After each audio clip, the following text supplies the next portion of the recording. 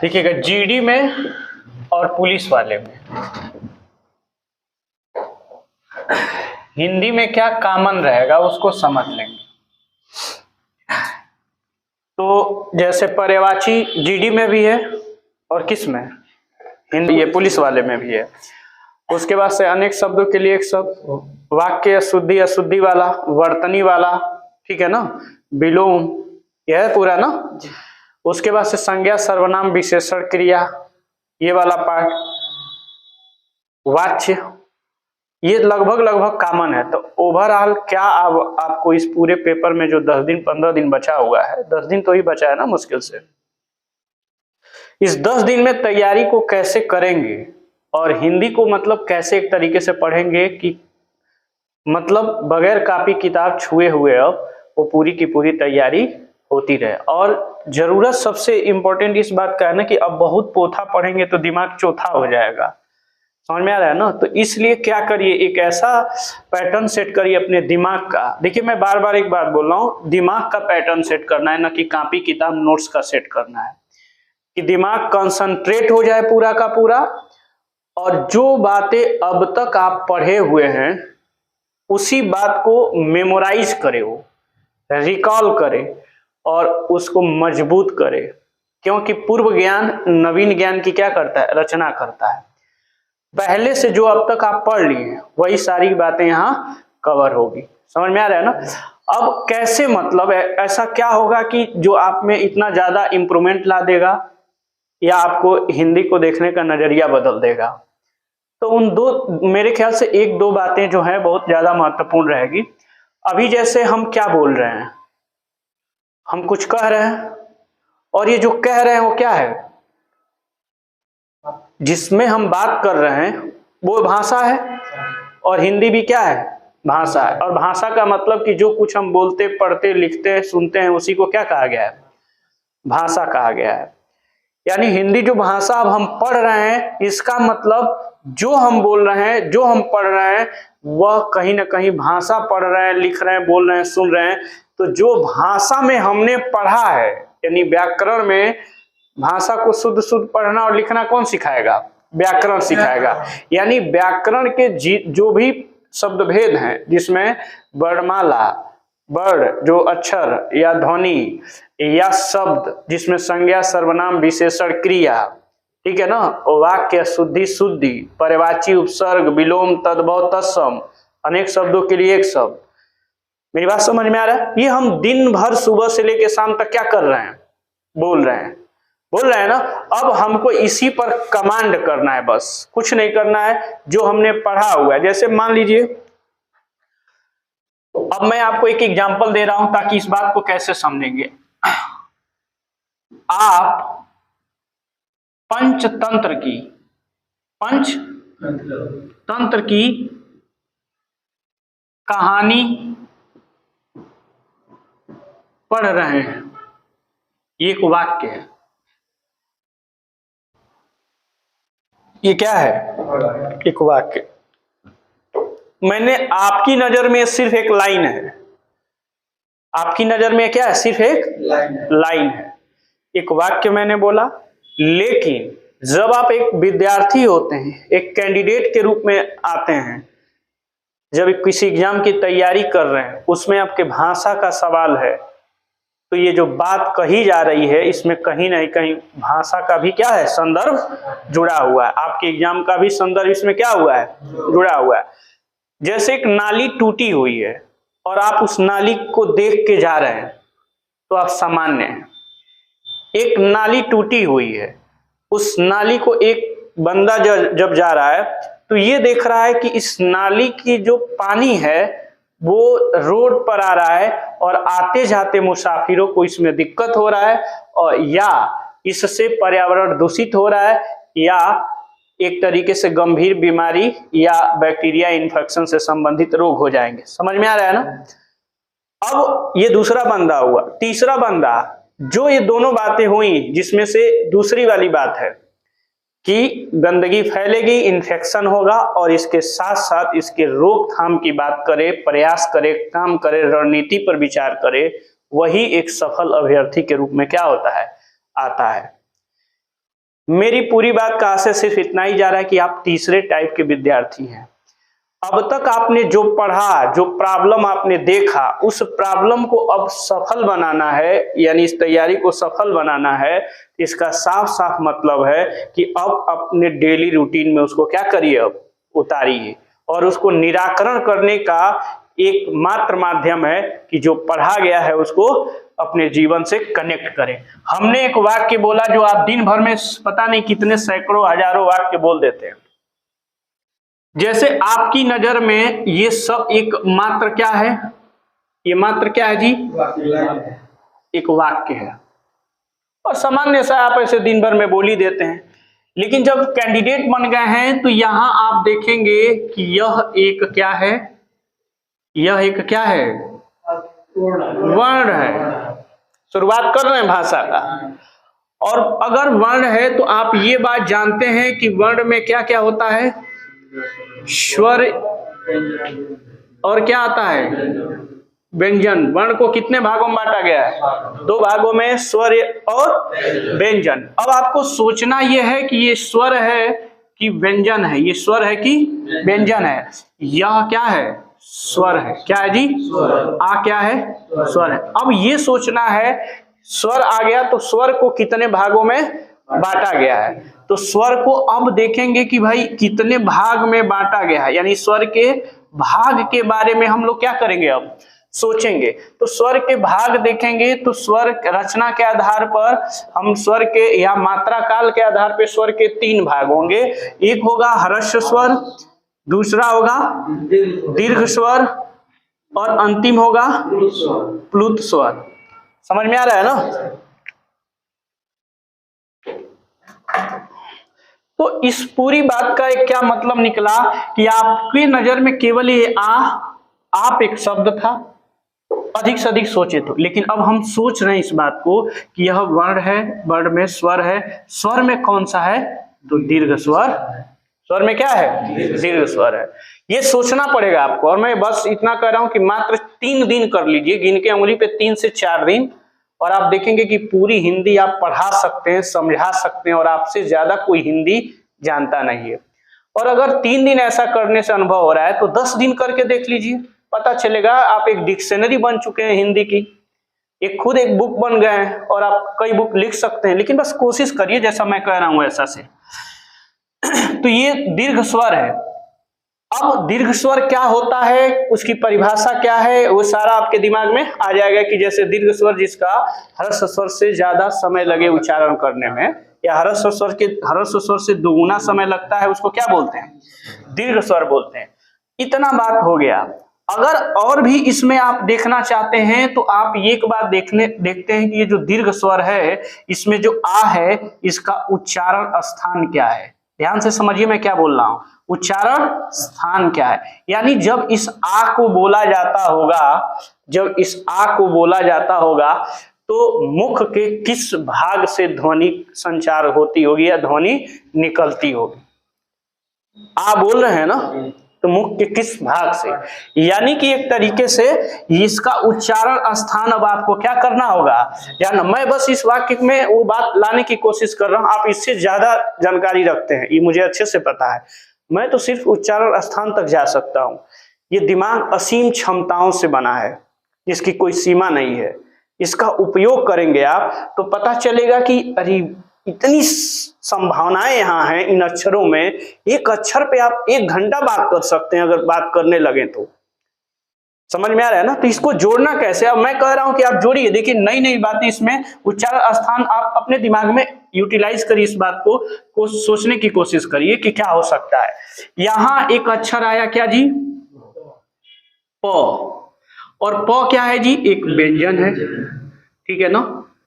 क्या है, प व्यंजन है। और प क्या है, प का उच्चारण स्थान देखिए, प का उच्चारण स्थान देखिए। तो आप याद करिए केटीएम 2 मैंने एक कॉन्सेप्ट पढ़ाया था आपको, केटीएम 2, जिसमें मैंने के से कंठ, टी से तालु, एम से मूर्धा या मूर्धन्य, ठीक है ना, डी से दंत, और ओ से ओष्ठ।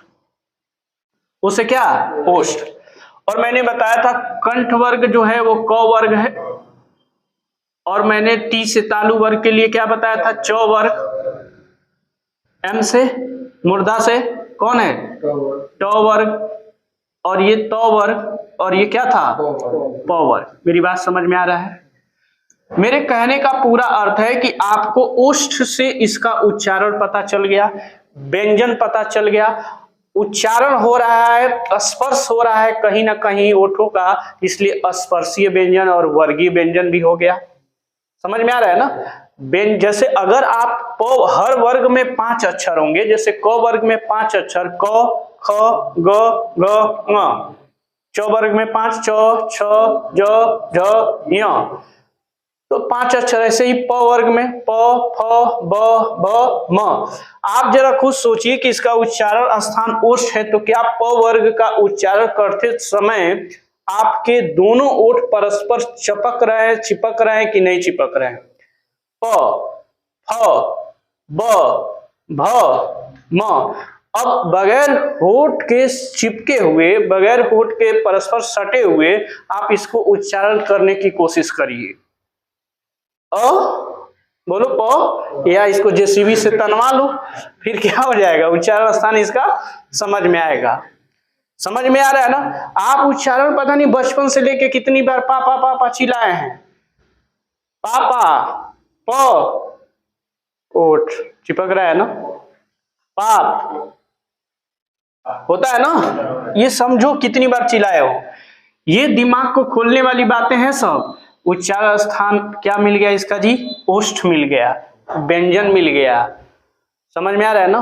कौन सा किस उच्चारण स्थान पे आता है, ओठ परस्पर चिपकती है कैसे, इन सब की बात होगी। अब ये था एक जेन्युइन बात मैंने जो बताया, एक बहुत जेन्युइन बात बताया, जो आप एक बेसिक समझ में दे रहा हूं, एक शुरुआती समझ दे रहा हूं। इसके बाद आपको बहुत कुछ सोचना है, 3 दिन गिनती अंगुली पे करके और ऐसा काम कर लीजिए। मेरा मानना है कि मैंने हिंदी, इंग्लिश, संस्कृत, यह तीनों भाषाओं में इतना कमांड कैसे बना लिया, और ये बात तभी निर्भर हो पाई कि जब मैंने इसको अपने जीवन का हिस्सा बना लिया। और किसी भी काम को जब अपने जीवन का हिस्सा बना लेंगे आप, तो फिर उसके लिए तैयारी पढ़ाई की जरूरत नहीं पड़ती, क्योंकि ऑलरेडी आप उसको जी रहे हैं अपने यथार्थ जीवन में। ठीक है ना?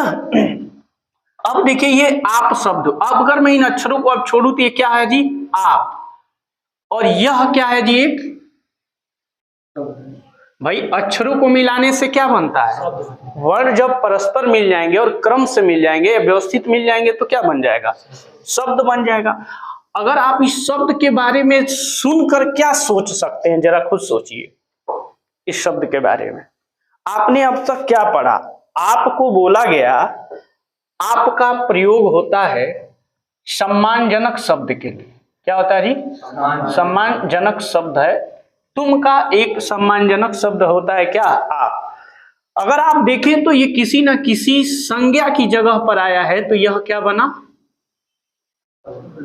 जो नाम की जगह पर आता है उसको क्या कहते हैं, सर्वनाम कहते हैं। देखिए मैं कलई खोल रहा हूं, एक एक परत खोलने की कोशिश कर रहा हूं कि आप अपनी एक शब्द में क्या क्या बातें हो सकती थी, और हम लोगों ने उसको क्या किया, जाने दिया। और ऐसी हजार लाखों करोड़ों बातें हम बोल चुके हैं अब तक। समझ में आ रहा है ना? और ये बातें हमको पता है, फिर भी हम इससे जुड़ नहीं पा रहे हैं, समझ नहीं पा रहे हैं। फिर आपको हिंदी इस जन्म में भी पढ़ना पड़ेगा, अगले जन्म में भी पढ़ना पड़ेगा।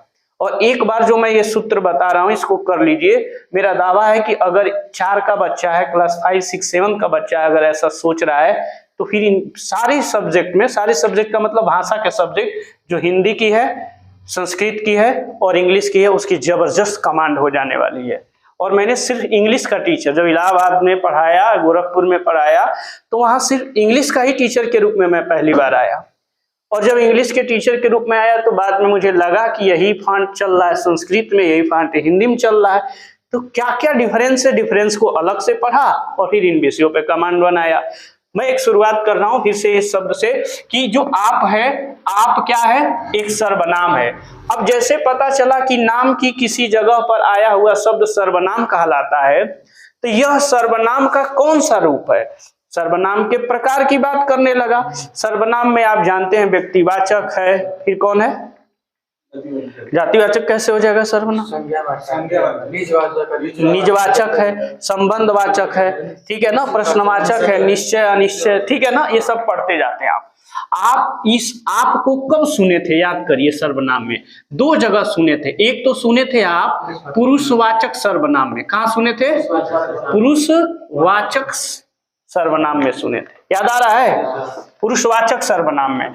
और पुरुषवाचक सर्वनाम में जब आप सुने थे तो पुरुषवाचक सर्वनाम के अगर पुरुष की बात किया गया तो इसको तीन भागों में बांटा गया था। उत्तम पुरुष, क्या बांटा गया था? उत्तम पुरुष, उसके बाद से मध्यम पुरुष, और फिर क्या बांटा गया था? अन्य पुरुष। देखिए, उत्तम पुरुष में मैं और हम को बांटा गया था। उत्तम पुरुष में मैं और हम को बांटा गया था। और मध्यम पुरुष में तू, तुम और आप, तू, तुम और आप को बांटा। उसी आप का ये हिस्सा है कि जो यहाँ पे दिया हो। एक बात स्पष्ट हुई कि यह कौन सा पुरुष है जी? मध्यम पुरुष। समझ में आ रहा है ना? मध्यम पुरुष है। और यहां से एक और बात आप समझिए कि एक जगह और इसका चर्चा हुआ है आपको, इसको कहा गया है निजवाचक सर्वनाम। निजवाचक सर्वनाम। अगर आप सर्वनाम समझ रहे हैं और सर्वनाम को ये समझते हैं कि सर्वनाम जो है किसी संज्ञा की जगह पर आता है, तो संज्ञा का ही वचन होता है, संज्ञा ही संख्या में होती है। किसी और चीज का संख्या निकालते हैं क्या? संज्ञा का ही तो निकालते हैं। जो नाम है, जैसे केला तो केले, ठीक है ना, पुरुष तो पुरुषों, यही होता है ना, पुस्तक तो पुस्तकें। तो इसका संज्ञा का वचन बनता है, संज्ञा का लिंग बनता है। तो इसका मतलब जो संज्ञा की जगह पर आने वाला शब्द सर्वनाम है, उसका भी लिंग और वचन तय किया जा सकता है। बात समझ में आ रहा है ना? यानी कि आप अगर देख रहे हैं कि आप जो यह शब्द है यह निजवाचक सर्वनाम और पुरुषवाचक का मध्यम पुरुष है, तो ये इसका वचन क्या है? इसका वचन क्या है? तो आप जानते हैं, आप सिंगुलर एक वचन होता है, लेकिन आपके साथ अगर लोग लगा देते हैं तो वह बहुवचन हो जाता है। यानी आप अभी तक क्या है? एक वचन है। आप अभी तक क्या है? एक वचन। स्पष्ट हुआ? लिंग का बात निर्धारण किया। आप आ रही हैं, आप आ रहे हैं, सम्मानजनक शब्द है। आप लोग आ रहे हैं, ये बहुवचन हो गया। आप आ रहे हैं, आप आ रही हैं, एक वचन हो गया। अभी तक आप क्या है? यहाँ एक वचन है। लिंग यह पुल्लिंग और स्त्रीलिंग दोनों हो जाएगा। उभय लिंग का भी बहुत हिंदी में उतना चर्चा मिलता नहीं है। बाकी कई विद्वान आके इस पे बहस भी करते हैं और एक तरीके से उभय लिंग का चर्चा करते हैं। जैसे पवन को उभय लिंग के श्रेणी में रखा गया है। तो फिलहाल अभी इसके लिंग के बात ना करके हम वचन तक ही क्या करें, इसको सीमित रखें। ठीक है ना? यहां तक बात। अब इतनी बात समझ में आ गई। मैं आपको थोड़ा सा हिंट देने की कोशिश कर रहा हूं कि आप इसके बारे में दो तीन बातें और सोच सकते हैं। एक तो, आप क्या किसी का समानार्थी है? आप क्या किसी का समानार्थी है, या आपका कोई और जानकारी आपके पास है? इन दो बातों में आप किसी का समानार्थी या आपसे क्या कोई और शब्द आपके दिमाग में आ रहा है कि नहीं आ रहा है? समझ में आ रहा है ना? वो आप यहां जोड़ने की कोशिश करेंगे। अब मैं एक और चीज देख रहा हूं, ये दूसरा जो शब्द यहां पे क्या बना है जी? पंचतंत्र। क्या बना है जी? पंचतंत्र। क्या इसको मैं यहां ले लूं? आवाज क्यों आ रहा है? पंचतंत्र।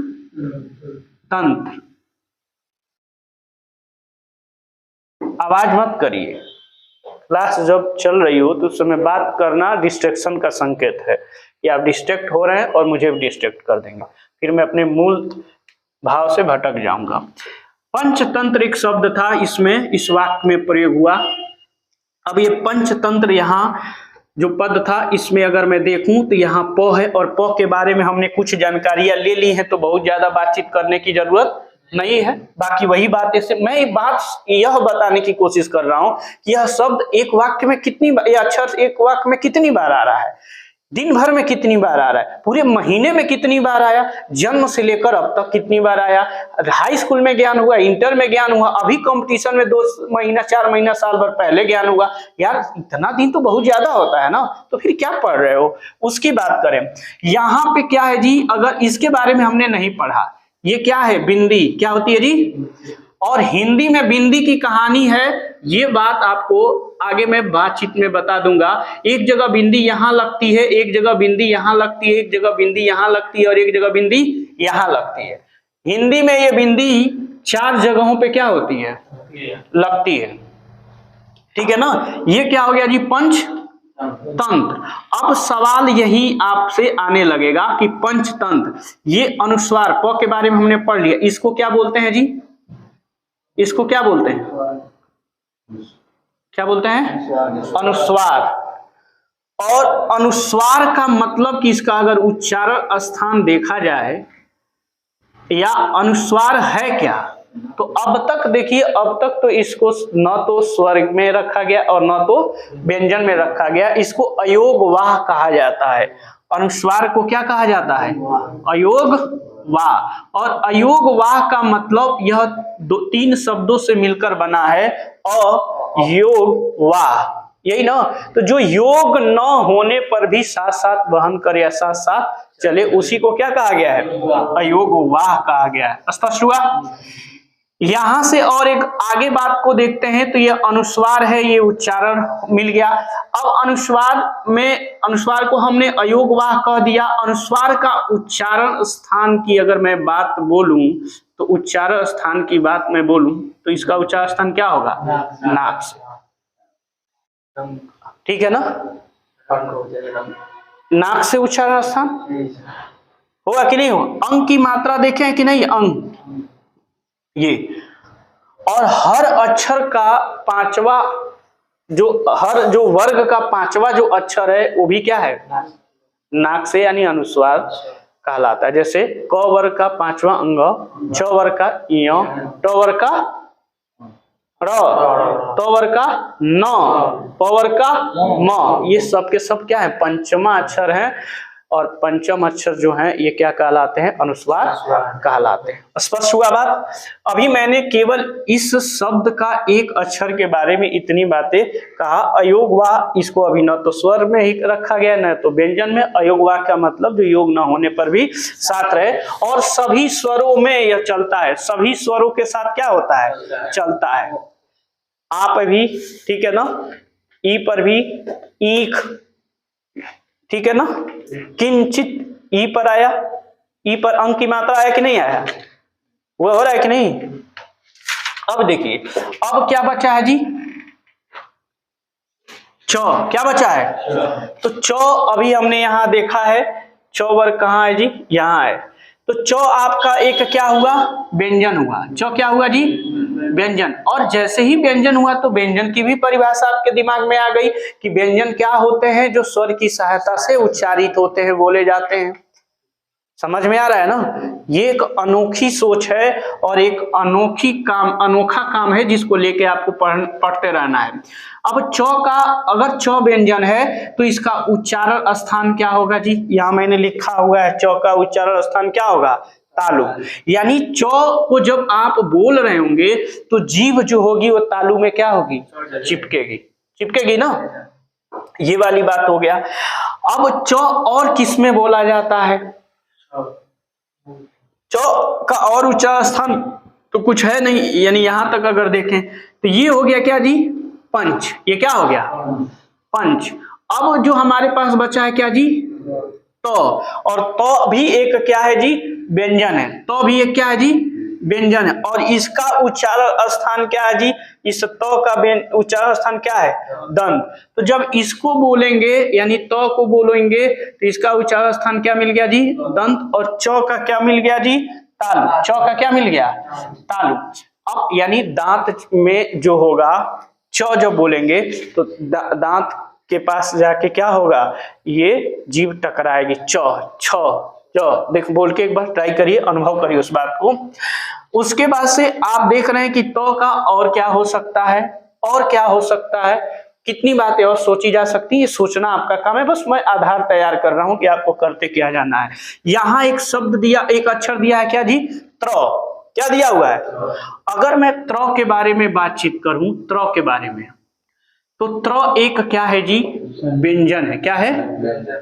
ध्यान से समझो, त्र क्या है? व्यंजन है। और व्यंजन में अगर आप देखें तो ये क्या हो गया जी? संयुक्त व्यंजन हो गया। और संयुक्त स्वर होते हैं और संयुक्त व्यंजन होते हैं। संयुक्त स्वरों की संख्या क्या है? 7 है जैसे, और वो तो आपको 4 दिया हुआ है, लेकिन अगर दीर्घ की बात हो तो 7 बताइएगा और संयुक्त की बात हो तो 4 बताइएगा, जिसमें ए, ऐ, ओ, औ, ये हो गया ना। उसके बाद से अब वैसे ही संयुक्त व्यंजन के बारे में बातचीत किया गया है, और इसकी भी संख्या कितनी है जी? 4 है। कितना है? 4 है। कौन कौन है? छ, त्र, ज्ञ और क्या है? स्र। हो गया ना। इसी में एक जो शब्द अक्षर जो आया हुआ है, क्या आया है? त्र आया। तो त्र जो है वो 2 अक्षरों से मिलकर बना है, तो और र से। एक बात ध्यान रखिएगा, यहां आपको जब पूछेगा तो यहां भी हलंत दे देगा और यहां भी हलंत दे देगा। ऐसा संस्कृत में होता है, हिंदी में नहीं होता है। अगर आपसे यहां क्या करे कि यहां भी हलंत कर दे, यहां भी हलंत किया तो संस्कृत का हो गया, इसको पूरा कर दे यानी अ इसमें डाल दे और र को हलंत कर दे, तो किसी भी अक्षर के बाद दूसरा अक्षर वैसे ही अकेले रह सकता है क्या? बिना स्वर का नहीं रह सकता। इसका मतलब इसको क्या करना होगा? इस हलंत को यहां रखना होगा और इसमें अ का या स्वर की सहायता लेके उसको पूरा करने का प्रयास किया जाए। हो जाएगा ना। तो ये हो गया त्र। यहां तक बात हो गया। त्र जो है 2 व्यंजनों से मिलकर बना है, तो और र से। अभी आप क्या देख रहे हैं कि तो का उच्चारण स्थान क्या था जी? तो का उच्चारण स्थान क्या दे दिया है? दंत दे दिया है।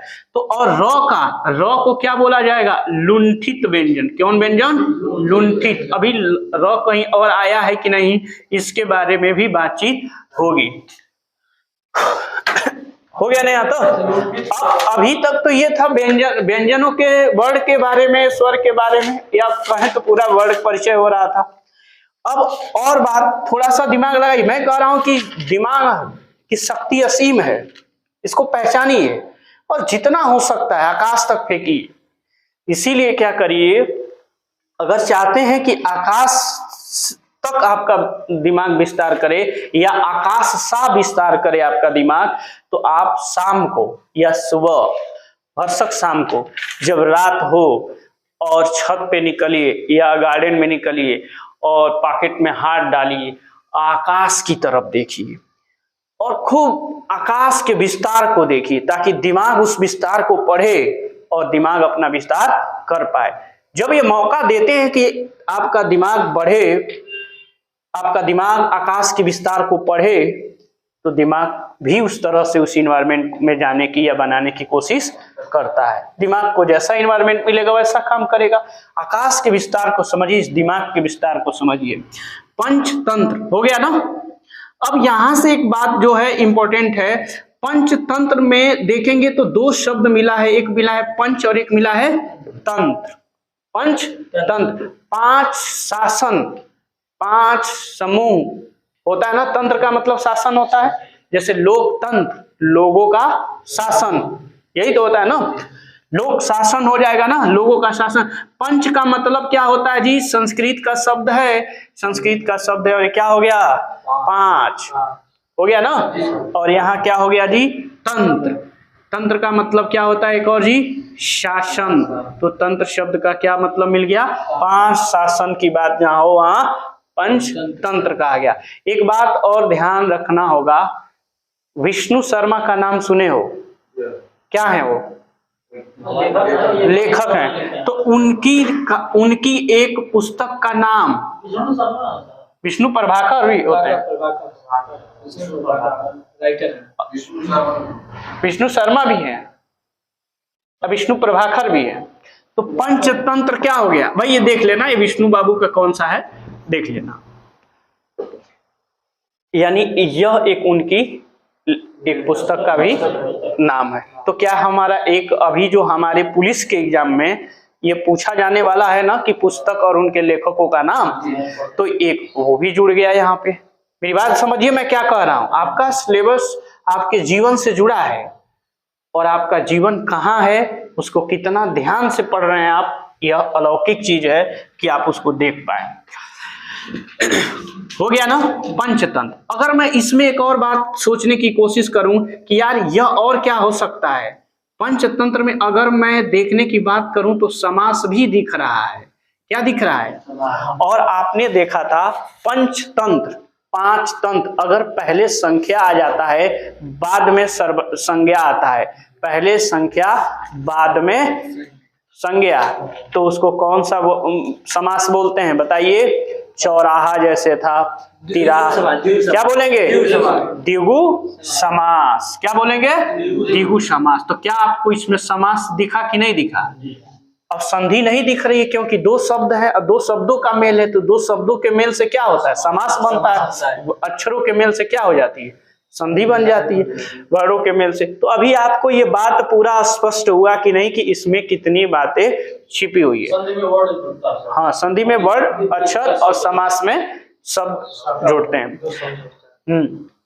अब एक और इम्पोर्टेंट बात है, पंचतंत्र का और कोई शब्द या और किसी शब्द से इसका परिचय या कनेक्शन संबंध है तो आप उसको जोड़ने की कोशिश करिए। पंचतंत्र की कहानियां बनाइए, पंचतंत्र के बारे में सोचिए। पहले पंचायत होती थी, कुछ उसी तरह से पंचतंत्र है कि किस तरह से है, समझ में आ रहा है ना? पंचतंत्र में एक देखते होंगे कि अगर आप देखें, एक पांडवों की एक पत्नी थी, क्या नाम था? पांडवों की पत्नी का द्रौपदी नाम था। द्रौपदी राष्ट्रपति को ये सब नहीं भाई, फ्लो में कर, फ्लो है सर, थोड़ा सा निकल गया, बात नहीं, टंग फ्लो है, इसमें कोई दिक्कत नहीं है। द्रौपदी थी ना, द्रौपदी का क्या हुआ था? चीरहरण हुआ था। द्रौपदी का ही ना चीरहरण हुआ है। और ये बड़ी अजीब बात है कि अगर मुस्लिम समुदाय में देखिए, मैं तो जानते हैं कि मैं ट्विस्ट का हमेशा इंतजार करता हूं, मुस्लिम समुदाय में एक पत्नी या एक पति क्या हो सकता है, कई पत्नियां रख सकता है, ऐसा रिवाज है। हिंदू धर्म में एक पत्नी पर 5 पति, समझ में आ रहा है ना? तो ये दोनों का लिंक्स थोड़ा बहुत समझिएगा कि अगर बहुत हम इस बात का वर्चस्व बनाएं कि हम हिंदू हैं, हम मुसलमान हैं, तो ये अवस्थाएं दोनों ही धर्मों में क्या है, मिली है। और पिसी है कौन? औरत।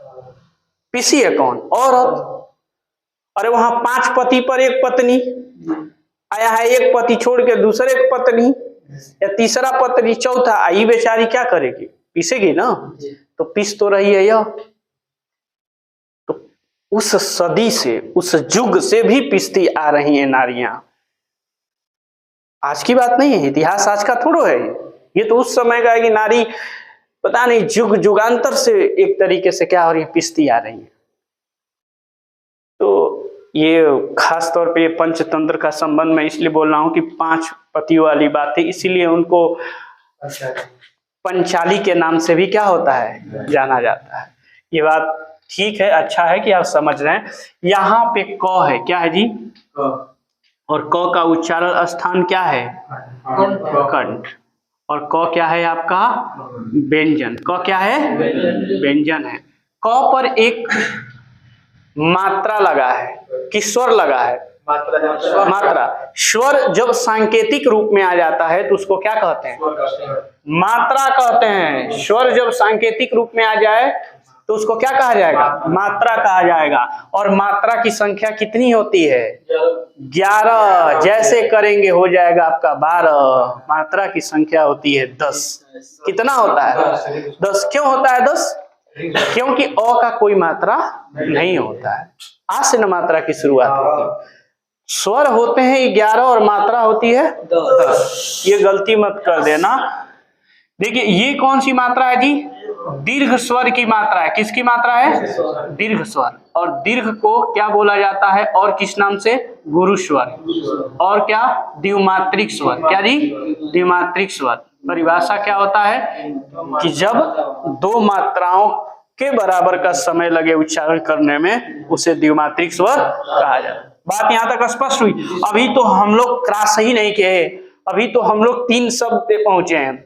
और सोचिए दिन भर में कितना बोल के आना है। अभी मैं पता नहीं 1 घंटा से 3 ही शब्द पे पढ़ा हूं और दिन भर में कितना बोला हूं, और या अभी बोलते बोलते कितना बोला हूं, अभी तो सब बाकी है। क्या एनालिसिस हो जाए, अगर अपने आप का स्कैनिंग हो जाए इस तरीके से कि जो हम जान रहे हैं, सीख रहे हैं, कितना खतरनाक नहीं हो जाएगा? हो जाए कि नहीं हो जाएगा? हो जाएगा ना? ठीक है। अब एक बात देखिएगा, यह क किया गया, और यहां देखिएगा अब एक शब्द है, एक क्या जी? कहानी। क्या है? कहानी। क के बारे में तुमने जान लिया जी, क क्या है? व्यंजन है, और उसके बाद से उच्चारण स्थान क्या है? कंठ है। ठीक है ना? उच्चारण स्थान क्या है? कंठ है। ह आ गया है, ह के बारे में यहाँ एक अक्षर क्या आया है जी? ह। ह को क्या बोला जाता है? श ख श ह। उष्म व्यंजन, उष्म व्यंजन बोला जाता है ना। बोलने पर मुंह से क्या हो? गर्म हवा निष्कासित हो। ह को कुछ और भी बोला जाता है क्या? स्वर यंत्रीय व्यंजन किसको बोला जाता है?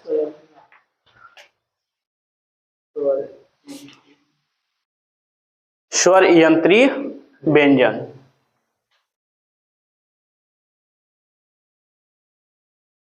हो गया? मिल गया? चलिए अब इससे आगे देखिए, यहां से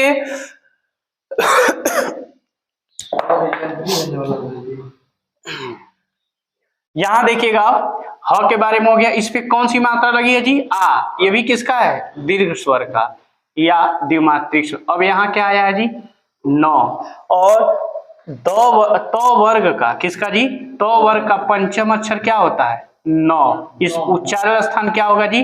अनुनासिक। क्या होगा? अनुनासिक।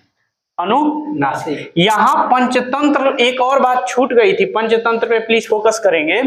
पंचतंत्र में हमने तो एक बात छोड़ ही दिया, ये जो विशेष सारी बातें यहाँ हमने कहा, पंचतंत्र यह हो सकता है क्या? संज्ञा, अगर नाम की जगह पर नाम है तो संज्ञा बोलिए, और अगर तंत्र की विशेषता बता रहा है तो सर्वनामिक विशेषण बोलिए। सर्वनामिक तंत्र कितने हैं? 5। तो तंत्र की विशेषता हो गया।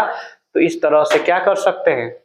हाँ, सर्वनामिक तो सर्वनाम तो पहले आया नहीं है, लेकिन एक बात ध्यान रखिएगा, एक बात सर्वनामिक नहीं होगा, सॉरी, फोकस करेंगे इस बात पे कि यहाँ एक विशेषण के तौर पे आया है, एक विशेषण के तौर पे आया है। पंच क्या है जी? एक विशेषण है ना। 5 संख्यावाची विशेषण है कि नहीं है? तो ये तभी तो दिगु बनाए थे। अब एक और बात देखिएगा कि अगर इसको हम संज्ञा समझते हैं तो ये किस तरह की संज्ञा है? क्या अगर हम पंचतंत्र के बारे में सोचे तो क्या कई पंचतंत्र लिखा गया है कि एक ही पंचतंत्र लिखा गया? एक। तो यहाँ यह व्यक्तिवाचक संज्ञा भी तो हुआ कि नहीं हुआ? और अब देखिएगा, कहानी में 9 के बारे में हमने देख लिया। 9 के बारे में क्या देखा जी? कि पंचम अक्षर होगा, और इसको क्या बोला जाएगा जी? बोलो। अनुनासिक कहा जाएगा। ये हो जाएगा? अनुनासिक कार्य के अनुस्वार कहा जाएगा। भाखो बोला जल्दी जल्दी। भाख लेना, इसलिए मैं कहूँ भाख लेना, तो जब हम नहीं जानते बाबू, हम पहले ही कहे भाख लो बोला, और अभी इतनी बातों में तुम रिकॉल करोगे, मैं तो केवल आधार बना रहा हूँ। जोताई और फल और वृक्ष तैयार करना तुम्हारा काम है ना जी। अगर वो नहीं कर पाए तो फिर दिक्कत हो जाए। यहाँ देखना, पढ़, यहाँ देखो जी, पढ़ आ गया। प के बारे में हमने पढ़ लिया। एक शब्द, एक अक्षर क्या आ गया? ढ। क्या आ गया जी? ढ। और ढ को हम लोग क्या अभी बोले थे? उत्सृप, उत्क्षिप्त, उत्क्षिप्त, उत्क्षिप्त, उत्सृप। मिला? द्विगुण हो गया कि नहीं हो गया? ऊपर फेंका गया व्यंजन जो झटके से ऊपर जाता है फिर आ जाता है नीचे, द्विगुण व्यंजन। इनकी संख्या कितनी होती है? 2, ड और ढ। तो ये एक बात ध्यान रखिएगा, जब ये ड लिखते हैं ना तो इसकी इंग्लिश डी होती है, और जब ये ड लिखेंगे यहाँ बिंदी वाला तो यहाँ क्या हो जाएगा? डी एच हो जाएगा। ऐसे ही जब यहाँ ढ का यहाँ हो रहा है, ढ का देखिएगा जब ऐसे लिखेंगे तो ये हो जाएगा क्या जी? डी एच, और इसको लिखेंगे तो ये हो जाएगा क्या जी? R H. क्या हो जाएगा? R H. क्योंकि अभी यह किताबों में आया नहीं है, वहां एक मूर्धन्य भी छिपा हुआ है, और वो ढ, इस ढ में मूर्धन्य भी छिपा है। यह किताब आगे देखिए इस पे क्या विचार करते हैं लोग व्याकरण शास्त्री, वरना इसमें बहुत बातें छिपी हुई हैं, वो हम लोग बातचीत आगे कर लेंगे। अभी फिलहाल इतना। जैसे आप लिखते हैं ना रामपुरगढ़, रामपुरगढ़, तो स्पेलिंग क्या लिखेंगे? GARH। समझ में आ रहा है ना? इसका मतलब हिंदी में उसको लिखना होगा तो क्या लिखेंगे? यह लिखेंगे। रामपुर लिखते हैं ना आपके, या गढ़वाल, चाहे जो भी ऐसा लिखना चाहते हैं। पर ये हो गया कि नहीं हो गया? ये हो गया। अब क्या हो गया? पर में ध्यान दीजिएगा, पर में, पर एक क्या है जी? क्रिया है, और क्रिया का यह मूल होता है धातु। क्रिया का मूल क्या होता है? धातु। इसमें कौन धातु हुआ जी? पर धातु, पठ धातु। अब यहाँ देखिएगा, रहा, रहे हैं, रहे हैं, तो ये हो जाएगा सहायक क्रिया। ये क्या हो जाएगा जी? सहायक क्रिया। अगर क्रिया आ रही है तो इसका मतलब काल भी आएगा। काल का मतलब समय, वर्तमान, भूत, भविष्य आएगा कि नहीं? तो रहा है, रही है, काम जारी है, और ह आया है यानी वर्तमान में काम जारी है, तो कौन होगा? अपूर्ण। काम जारी है तो पूरा ही नहीं है, अपूर्ण वर्तमान काल की क्रिया है। पता नहीं कब तक चलेगा। हाँ, कब तक वो पढ़ेगा, ठीक है ना? पर रहे हैं तो ये हो गया सहायक क्रिया, रहा रही सहायक क्रिया हो गया ना। और एक सेकंड बाबू, वो बाद में बात करेंगे उस पर, एक सेकंड पहले इसको तो खत्म करें, बाकी खा लिया पी लिया बाद में होगा। पढ़ रहे हैं, पढ़ रहे हैं, इसका मतलब क्या हुआ कि यह वर्तमान अपूर्ण काल भी हो गया, वर्तमान अपूर्ण काल भी हो गया। स्पष्ट हो रहा है पूरी बात? वर्तमान अपूर्ण काल हो गया। इतनी बातें समझ में आ गया? वर्तमान अपूर्ण काल के पास हम लोग चले गए। अब कुछ और छूट गया था हमसे, हम जब रास्ते में चले थे तो पता चला कि दिमाग है ना, वो दिमाग क्या करेगा? मैं वही तो कह रहा हूं कि आप अपने दिमाग को मैसेज दीजिए, वो आपको बार बार लौटाएगा, क्योंकि अगर उसके पास कुछ भी है तो वो छोड़ने की कोशिश नहीं करेगा, वो लाएगा। अगर मैं देखूं कहानी, तो कहानी भी एक क्या थी? संज्ञा थी। कहानी एक शब्द है ना जी, और संज्ञा थी। क्या थी? संज्ञा। और संज्ञा होगी तो इसका वचन होगा, तो ये वचन कौन सा था? कहानियां अगर कर देंगे तो बहुवचन हो जाएगा, ठीक है ना? यहाँ क्या है? एक वचन है। एक वचन है कि नहीं है? और ये और क्या हो सकता है? अगर संज्ञा है तो संज्ञा या तो कर्ता होती है या तो क्रिया होता है, या तो कर्ता या तो क्रिया। जैसे राम दौड़ता है, राम यहाँ क्या हो गया? दौड़ता, कर्ता हो गया।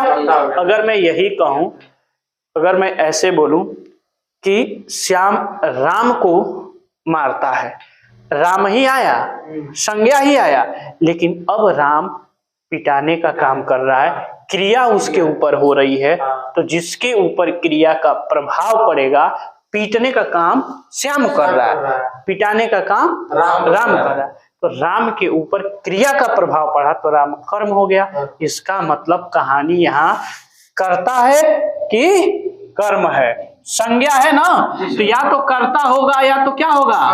कर्म होगा। तो यहाँ क्या होगा? कहानी पढ़ने का प्रभाव किसके ऊपर पड़ रहा है? कहानी के ऊपर। तो ये क्या हो गया? कर्म हो गया। अब कर्म आ गया तो कर्म में और बातें सोचो जरा।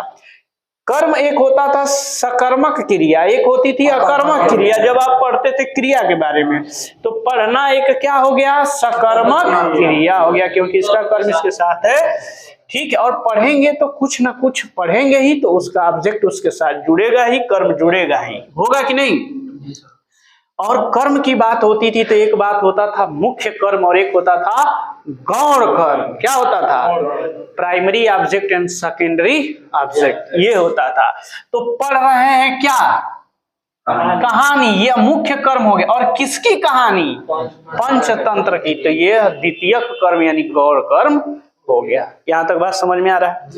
अभी तो हम लोग कोशिश कर रहे हैं एक वाक्य को बस खंगालने की, और मैं बस इतना कह रहा हूं, ये काम आप निरंतर दिन भर में 10-12 बार कर लीजिए, 5-7 बार कर लो, बैठे रहो कई बार कर लो, चलते रहो, कोई काम नहीं है 100 बार कर लो, कोई इस पे रोकथाम है क्या कि नहीं ऐसा मत कर। और तुम देखो ना, चलता फिरता बुक हो यार, चलता फिरता बुक हो, किसी बुक को झांकने की जरूरत नहीं पड़ेगी, क्योंकि वो आपके लाइफ से, रूटीन से जुड़ा हुआ है, वो आपके जीवन से कनेक्ट हो गया। और दिन भर में हम तो सोच भी रहे हैं तो भाषा में ही सोच रहे हैं, विचार किस में आते हैं, भाषा का रूप लेते हैं। अरे मैं सोचूंगा, पढ़ना है तो हिंदी में रीडिंग, या हैव टू रीड तो इंग्लिश में। समझ में आ रहा है ना, ये भाषा में ही विचार आएंगे। और विचार अगर आ रहे हैं और जिंदा है आप, तो विचारों को कोई रोक नहीं सकता है। और किसी न किसी भाषा में विचार आएंगे तो उस भाषा को आपको सीखने से कोई नहीं रोक सकता है। उसके बाद से एक बात समझिएगा कि पंचतंत्र की कहानी हो गया। कहानी क्या हो गया, एक वचन हो गया, और एक वचन के बाद क्या हो गया, कर्म के रूप में आया, कर्ता यह नहीं होगा। समझ में आ रहा है ना। कहानी, कहानी का बहुवचन क्या बना सकते हैं, कहानियां, हो सकता है ना। यहां तक बात स्पष्ट है, कोई दिक्कत नहीं। अब और कुछ क्या, आप जरा नजर डालिए कि और कुछ इन बातों के अलावा और क्या आपके दिमाग में अब आ रहा है, उसको सोचने की कोशिश करिए। हमने मैसेज दिया, आपके दिमाग को आधार दिया, आपको जरा सोचिए आप में क्या आपने छोड़ दिया, पंचतंत्र में कुछ छोड़ दिया। पंचतंत्र के बाद आपने देखा कि पंचतंत्र में अभी मैंने एक बात किया था, वो हो गया संज्ञा को सर्वनाम को लेके, कहानी को छोड़ दिया, पढ़ने को छोड़ दिया, रहे हैं को छोड़ दिया, ये सब बात हो गया। फिर मैं उसी बात को दोहरा रहा हूं कि कितना आसान था कि मुश्किल था। क्या हम पूरे सिलेबस में घूम नहीं रहे थे, पूरे सिलेबस में हम घूम रहे थे कि नहीं घूम रहे थे, हम पूरे सिलेबस में घूम रहे थे। और हमको लग रहा था कि सिलेबस को पढ़ने के लिए किताबों में जाने की जरूरत है। हमको लग रहा है कि फलाना राइटर ने बढ़िया लिखा है, चिलाना राइटर ने बढ़िया लिखा है। क्यों, और क्यों उसको रटे जा रहे हो, टेस्ट मारे जा रहे हो दिन भर में। अब फलानवा का टेस्ट मार लें तो चिलानवा का मार लें, एक में 12 नंबर जा रहा है, इसके में 16 नंबर। क्यों है, तुम्हारी मेमोरी में टेस्ट बन रहे हैं, तुम्हारे दिमाग में, तुम्हारी जीवन में टेस्ट बन रहे हैं यार। वो 5 बनाएगा 5 घंटे में, तुम दिन भर टेस्ट में मार दो, एक टेस्ट उसका मार लो, बाकी 3 दिन मार के समझ लो कि क्या वो बना रहा है, छोड़ दो। संज्ञा, सर्वनाम, विशेषण, क्रिया, अलंकार, छंद, मात्रा गिनना, ये सब अभी तो मैं रोका हुआ हूं कुछ। अभी तो मैंने इसमें मात्रा गिनना नहीं बताया, अभी तो मैंने बताया नहीं कि इसमें कितने अक्षर हैं, अभी तो मैंने इसमें नहीं बताया ये कितने अक्षर हैं, अक्षरों की संख्या गिनना छोड़ दिया। अलग अलग एग्जाम का अलग अलग तरीका है। मैं तो ये समझाने की कोशिश कर रहा हूं कि जिस सिलेबस को आप लेके रात दिन पढ़ रहे हैं और ये कोशिश कर रहे हैं कि इसका टेस्ट मार रहा हूं तो इतना आ रहा है, आपके अंदर कितना टेस्ट डिजाइन हो रहा है वो कोई सोच ही नहीं पा रहा है। समझ में आ रहा है ना। ये अद्भुत तरीका मैं बता रहा हूं अपने, मैंने खुद इसको रियलाइज किया है। मैं बस में चल रहा हूं, आराम से आंखें बंद किया, बस में बैठा हूं, बस चल रही है, आंखें बंद है, सब कुछ सोच रहा हूं, तैयार हो रहा है, मेरी डिक्शनरी तैयार हो रही है। समझ में आ रहा है ना। ऐसा मैं इंग्लिश में करता था, मुझे इंग्लिश में किया तो मैं कहा भाषा तो हिंदी भी है, संस्कृत भी है। जब इस संस्था में संस्कृत के टीचर अब्सेंट हुए या संस्कृत के टीचर का अभाव हुआ तो ये जिम्मा संभालना था मुझे। और चूंकि मैं डायरेक्टर था, मैं थोड़ा सा अगुवाई कर रहा था, तो इस तौर पे लगा कि कौन इसका नेतृत्व निभाएगा, कौन इसको लेके चलेगा। मैंने हिंदी इंग्लिश के आधार पे हिंदी पढ़ाना चालू कर दिया, वहां से संस्कृत को भी मैंने ताड़ना देखना समझ लिया, भाई क्या मामला है इसको। और जब मैंने देखा तो मुझे लगा आसान है ये सब विषय जो भाषा के हैं, बस इसमें आपकी समझ कैसे अभी तो मैं बहुत चीजें हैं जो अलौकिक हैं, इस भाषा के उस पार है, लेकिन अभी धीरे धीरे हम लेकर आएंगे, धीरे इस पे बात करेंगे ना। अगर आपको कहीं समास देखा हो, कहीं अलंकार दिखा हो, इतनी बातें, क्या आप 40-50 क्वेश्चन तो इसमें नहीं बना पाए? एक लाइन में 40-50 से ज्यादा क्वेश्चन हो गया, अगर बोर्ड पे फोकस कर रहे हैं तो। आप समझ में आ रहा है ना? तो इसको अब मैं फिर से इरेज करता हूं, इतनी बातें आप समझ गए होंगे, फिर इसके बारे में हम लोग आगे, अब लिखने की कोई जरूरत नहीं है, अगर वो डाटा रहेगा आप दिमाग में समझिए, दिमाग में क्या करिए, दिमाग में सारा कुछ है, मैं कह तो रहा हूं, सारा कुछ कहाँ है जी? दिमाग में। अगर आपका दिमाग आपको पढ़ लिया या आपने अपने दिमाग को पढ़ लिया, फिर तो क्रांति आनी है। भाषा, अरे मैं यही तो बता रहा हूं आपको, यही तो सिर्फ समझा रहा हूं कि यह तो एकमात्र हिंदी है। मैं नॉन मैथमेटिक्स बैकग्राउंड का स्टूडेंट रहा, आप मैथमेटिक्स पढ़िए मुझसे, एकदम वैसा ही जैसे लगता है कि अभी आज तो शुरुआत होगा ना मैथमेटिक्स का, तो उसमें कहानी हम लेकर आएंगे, फिर मैं कहूंगा कि आप कहीं किसी बुक का सवाल लीजिए, किसी का भी सवाल लीजिए, एग्जामिनर इंसान है, एग्जामिनर क्या है? वो सोचता है पेपर बनाता है, आप सोचिए पेपर क्रैक करिए, बस इंसानों में जो ये फर्क है वो किस बात का है? सोच का, उस इंटेलेक्चुअल की डिफरेंस है, हम उसको क्रॉस करेंगे, हम उससे आगे जाएंगे। एग्जामिनर सोचेगा पाई पाई, हम चलेंगे हाई फाई, क्या दिक्कत है?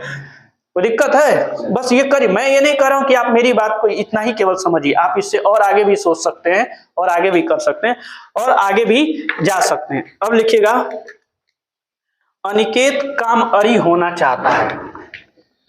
एक मैं लिख रहा हूं, अनिकेत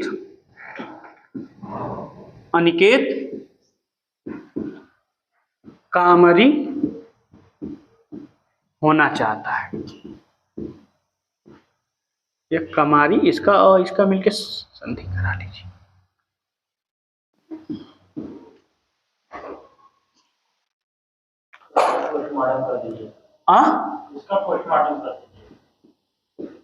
इसका पोस्टमार्टम आप करेंगे कि मैं ही करूं? हम भी ट्राई करते हैं। हाँ ट्राई करिए, मेरे साथ ही करिए। और ये तो केवल एक जेन्युइन तरीका है, मैंने तो बताया कि बहुत अलौकिक तरीका मैं बता रहा हूँ। हर विषय का मैं एक ऐसा निचोड़ दे दूंगा आपको कि अगर आपने वो शुरू किया सोचना, तो मेरा दावा है कि आप इससे 1 महीना 2 महीना 3 महीना काम कर लीजिए, इंडिया के बड़े से बड़े एग्जाम को तोड़ सकते हैं आप। ये मैं इसलिए नहीं कह रहा हूं कि आप मानिए, मैं इसलिए कह रहा हूं आप एक बार प्रैक्टिकल करके इसको जानिए कि क्या पावर है इस दिमाग का, इस दुनिया का। समझ में आ रहा है ना? तब आपको समझ में आएगा कि मैं सही हूं कि गलत हूं, या ये कॉन्सेप्ट सही। आप पहले इस्तेमाल करिए, फिर विश्वास करिएगा, क्या दिक्कत है? पहले इस्तेमाल तो करिए। चलिए, अनिकेत एक क्या हुआ? एक शब्द मिला। तो अनिकेत तो देखिए यह एक क्या है? संज्ञा है। पहले या हम पहले संज्ञा पे चले तो शब्द आ जाएगा, शब्द आ जाएगा। इससे पहले हम क्या करें कि हम इसके अक्षरों पे चले, अ, नी, के, त। तो आप तो इसके बारे अक्षरों का तो अध्ययन हम कर चुके हैं, हम चाह रहे हैं इस बात को समझने की कि हम थोड़ा सा अब ऊपर चलें। अक्षरों का आपने भाव तो देख लिया, वर्णों को पहचानना ये समझ लिया, हम थोड़े से ऊपर मोटे मोटे चलेंगे। अक्षरों वर्णमाला का आपने अच्छा खासा समझ विकसित किया। चलिए, अनिकेत में अ एक अक्षर है, नी है, के है, त है, मिला कि नहीं? अब हम कुछ नया ढूंढने की कोशिश करेंगे। नया का मतलब हम तो वो ढूंढेंगे ही जो वर्ण है, वर्ण में अ स्वर है, न व्यंजन है, क व्यंजन है, और त भी क्या है? व्यंजन। ये तो है ही है, लेकिन इनका उच्चारण स्थान क्या है, इनकी संख्या क्या है, कहाँ कहाँ प्रयोग होते हैं, इनके बाद क्या क्या होता है, वो पूरी कहानी इसमें जुड़ी है। बस मैं आधार दे रहा हूं, आप सोचने का नजरिया बदलिए। मैं अगर यह देखता हूं तो अनिकेत, पहला आप शब्द से मैं शुरू करता हूं, एक संज्ञा है। क्या है जी? संज्ञा है। और संज्ञा अगर अनिकेत है तो एक ही होगा। अगर मैं कहूं इस क्लास में अनिकेत खड़े हो जाओ, तो उस आपके दिमाग में किसका फिगर बनेगा? सनी लियोन का। नहीं जो अनिकेत भाई अनिकेत का ही बनेगा ना, किसका बनेगा? अनिकेत का ही बनेगा, अनिकेत का ही बनेगा फिगर, सनी लियोन का तो बनेगा नहीं।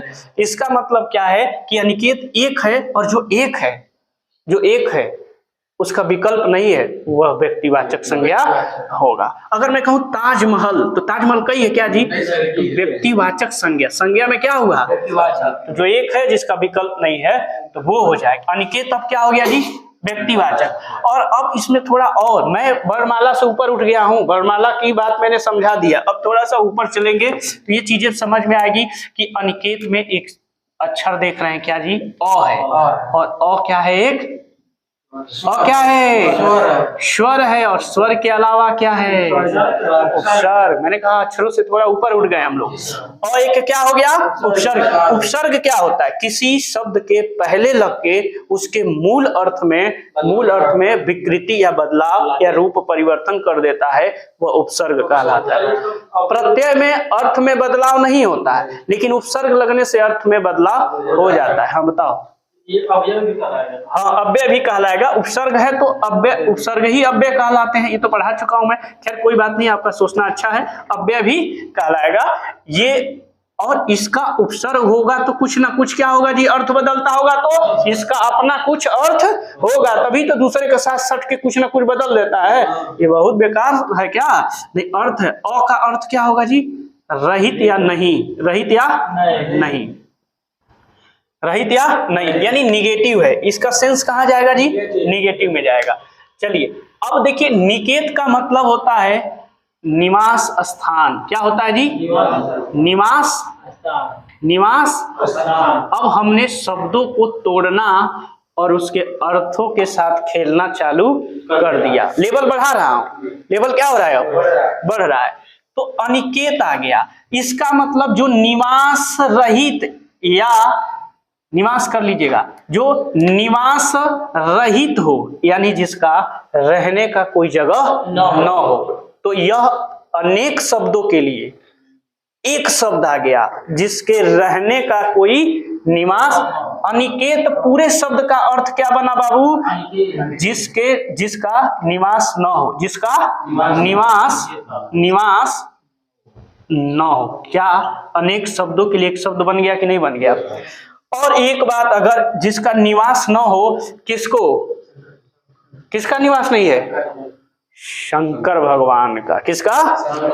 तभी तो उनकी पार्वती जी एक बार कहने लगी कि जुग और जमाना बदलल, फैशन में आई हमरो सैया जी, देहिया में भस्मी ना लगाई हमरो सैया जी। पार्वती जी को भी पत्नी है तो चॉइस तो बढ़ेगा ना। गायकार अपने भाव में कह रहा है कि पार्वती जी जब आई आप पृथ्वी लोक को घूमी, अरे बाबा यहाँ टेक्नोलॉजी हाई 5G आ गया है, 6G 7G चल रहा है, समझ में आएगा। तो कहीं कि अरे चलिए वहां पर, युग और जमाना बदल गया है, फैशन में लोग नंगे घूम रहे हैं, 5 गो जगह फाड़ ले रहे हैं, वहीं रहा जाएगा, बड़ा मजा आ रहा है। दिन भर में देख रहे हैं 5 बार तो मुंह पर पोता रहा है और ब्यूटी प्लस लगा लगा के फोटो वीडियो बन रहा है। जुग और जमाना बदला, फैशन में आई हमरो सैया जी, देहिया में भस्मी ना लगाई। और कह चलिए कैलाश पर्वत पे ढिमला रहे हैं, भभूत लगा रहे हैं, उनका निवास नहीं है रहने का, वही कैलाश पर्वत पे जाके पहाड़ पर रहते हैं। रहते थे नहीं, रहते हैं। गायब मत कर दो, नहीं तो फिर से अभी बजरंग दल, हिंदू दल, दुकान दल है, सब अटैक मार देगा यहाँ पे, फिर से बंद करना पड़ेगा सारा कुछ। अनिकेत हो गया कि नहीं? तो जिसका निवास न हो, इसका मतलब अनिकेत का एक पर्यायवाची भी मिल गया। क्या मिल गया? पर्यायवाची भी मिल गया। किसका पर्यायवाची है यह? शिव बम बम बोले, ठीक है ना। शिव का क्या हो गया? एक पर्यायवाची भी मिल गया। और अगर इसमें देखोगे, एक ऐसा शब्द जो 2 शब्दों से मिलकर बना है, लेकिन उसका एक अलग अर्थ आता हो तो बहुव्रीहि समास कहलाता है। तो अगर देखोगे तो ये क्या हो जाएगा, बहुव्रीहि क्या हो जाएगा, समास हो गया कि नहीं हो गया। लेकिन एक बात और ध्यान रखना, एक बात बहुव्रीहि में और अव्यय में क्या हो जाएगा, लड़ाई हो जाएगा। क्योंकि अगर कोई ऐसा शब्द है जिसके पहले कोई उपसर्ग आया है और उपसर्ग अव्यय होता है तो अव्ययी भाव समास हो जाता है। तो यह बहुव्रीहि समास और अव्ययी भाव समास में थोड़ा सा टकराव पैदा होगा कि नहीं होगा। तो वो अंतर आप क्या करिएगा, स्पष्ट करते चलिएगा। समझ में आ रहा है ना, कंफ्यूजन नहीं होना चाहिए। हाँ हाँ बिल्कुल बिल्कुल, पर्यायवाची का भाव जहां आएगा बहुव्रीहि समास हो जाना है। पर्यायवाची अगर आया तो बहुव्रीहि समास कोई रोक नहीं सकता है। योग ऋण शब्द आ रहे हैं तो कोई पर्यायवाची रोक नहीं सकता है। बहुव्रीहि समास नहीं, देखिएगा योग ऋण शब्द सारे के सारे क्या होते हैं, बहुव्रीहि समास होते हैं। अब ऐसे ही आगे है काम आरी, क्या आ गया जी, काम आरी हो गया ना। अब देखिए एक होता है क्या जी, काम, एक क्या होता है काम, और इसी में एक शब्द लगा है क्या जी, अरी। तो हम वर्णमाला से उठ गए हैं, शब्द पे आ गए हैं। कामरी भी एक तरह से क्या है, एक संज्ञा है। क्या है बाबू, संज्ञा। और संज्ञा है व्यक्तिवाचक संज्ञा। कौन सी संज्ञा है जी, व्यक्तिवाचक संज्ञा। अब ध्यान से देखना, यहाँ व्यक्तिवाचक कामरी, काम का मतलब क्या होता है, गुण को 3 भागों में बांटा गया है। कौन कौन, सत्व रजस तमस वाली बात सुने हो कि नहीं, सात्विक, तामस, राजसी, राजा वाला, तामस वाला, सात्विक भाव। यहाँ काम सेक्सुअल डिजायरनेस, कामेच्छा, काम वासना, क्या है, काम वासना। काम अरी क्या हो गया जी, काम अरी। अरी जो शब्द है इसका अर्थ होता है शत्रु। क्या होता है, शत्रु। और काम का मतलब वही जो बार बार हम कह रहे हैं, वासना, जिसके लिए हम सब बेचैन हैं। हम सब क्या हैं, पूरा दुनिया विलुप्त होती जा रही है, डूबती जा रही है। विलुप्त का मतलब खोती जा रही है। जिस आज के एक यूथ में 2 बातें, एक बेरोजगारी का और एक वासना का क्रेज बढ़ा हुआ है। एक बेरोजगारी बढ़ी है और एक वासना बढ़ा हुआ है। 50% से तो ठीक जा रहा, मतलब ये तो पीछे कर गया। अब जो भी जा रहा हो, लेकिन आज का ट्रेंड क्या है, बेरोजगारी और वासना। ये आप कहेंगे वासना का बेरोजगारी से कैसे संबंध है भाई, संबंध। जो बेरोजगार है वो वासना लिप्त है, और जो रोजगार वाला है वो तो भाई उसको तो वो तो कहता है कि इश्क बाजी में दिल धतूरा हो गया, दिल भर गया तो इसको पूरा हो गया। समझ में आ रहा है ना, बस वो तो भाई उस पैसा का। अब ऐसा नहीं है कि सब ऐसे हैं, लेकिन हमने जो आकलन किया, हमने जो मूल्यांकन किया, उसका ग्राफ आपके सामने, आपके इर्द गिर्द में दिखता है। देखिए काम अरी, काम क्या है बाबू, अरे काम का जो शत्रु, ओहो, कामदेव का शत्रु, कामदेव का शत्रु मिल गया। और वही हैं जब क्या हुआ, धरती पर हाहाकार मच गया। क्या हो गया, हाहाकार मच गया। और जब देवता परेशान हो गए, इसका वध कैसे कराया जाए, इसका वध कैसे कराया जाए। तो वहां पर क्या हो रहा है, सारे देवता लोग विष्णु जी के पास गए। विष्णु जी कहे ए भाई, एक एक आदमी संहार के लिए बना है धरती पर देवता, वो है कौन, शंकर भगवान। तो कहा गया कि भाई इनका ध्यान में है, कौन तोड़ेगा, ध्यान में है कौन तोड़ेगा। तो ध्यान तोड़ने के लिए परियां भेजी गई। वहां पे लिखते हैं सब, नाचत अली गावत अड़ी तुरत अड़ी तनवा, तबो नाही टूटे शिव शिव राम के ध्यानवा, या शिव भगवान के ध्यानवा।